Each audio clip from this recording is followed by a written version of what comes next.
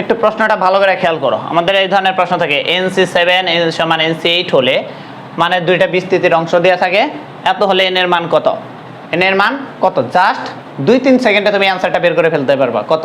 এর জন্য দুইটা শর্ত আছে, শর্ত দুইটা একটু লিখে নাও। যে শর্ত দুইটা হচ্ছে, যদি আকৃতিটা এরকম হয় NCX = NCY, XY বলতে যে কোনো সংখ্যা, সেটা ছোট বড় হতে পারে, সমস্যা নাই। এটা 5, এটা 8 হতে পারে, এটা 3, এটা 10 হতে পারে, কোনো সমস্যা নেই, যা আছে তাই। XY যে কোনো সংখ্যা এত হলে এখানে শর্ত হতে পারে দুটি, যে x সমান y হলে, x সমান y হলে n এর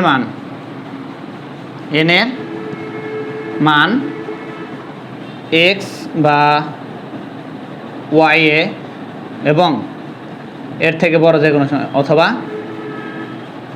অথবা এর থেকে বড় যে কোনো সংখ্যা, এই একটা শর্ত। আর একটা শর্ত হলো 2 নম্বর শর্তটা, যদি x is not equal to y হয়, এত হলে জাস্ট n হবে x আর y এর যোগফল, এই দুইটা শর্ত তোমরা মনোযোগ সহকারে মনে রাখো।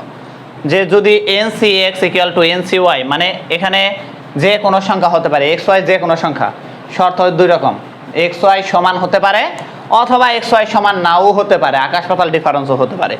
তাহলে n এর মান কত, তাহলে দুইটা শর্ত প্রয়োগ করব। XY সমান হলে এখানে যা থাকবে সেটা অথবা তার চাইতে বড় যে কোনো সংখ্যা, আর n এর মান x আর y এর মান যদি সমান না হয় তাহলে জাস্ট তাদের যোগফল। এখন দেখো, এটা যদি আমি করি, এটা কি আছে আমাদের, NC7 = NC8, অতএব n সমান আমরা কি লিখব, 7 আর 8 এর যোগফল, 7 + 8 = কত, 7 7 14 15। তাহলে এটাই আমাদের অ্যান্সার। তাহলে কতক্ষণ লাগতেছে আমাদের টাইম, 2 সেকেন্ডও লাগতেছে না।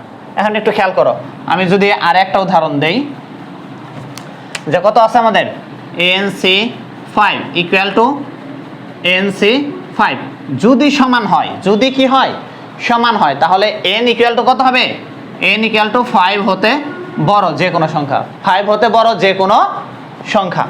আবার যদি আমি এইভাবে দেই, NC4 = NC7, খেয়াল করো, একটু আগে ডিফারেন্স ছিল 1, কিন্তু এখন ডিফারেন্স কত, 3। এখন ডিফারেন্স কত, 3। কিন্তু আমাদের এত বড় অঙ্ক করার দরকার নাই, জাস্ট কি লিখবো, অতএব n এই দুটো যোগ করো, যা সে তাই, 7 + 4 = কত, 11। এটাই আমাদের অ্যান্সার। কয় সেকেন্ড লাগে, 2 সেকেন্ডও লাগে না। সুতরাং এই দুটো যোগ করবা, অ্যান্সার শেষ। আশা করি বুঝতে পারছো।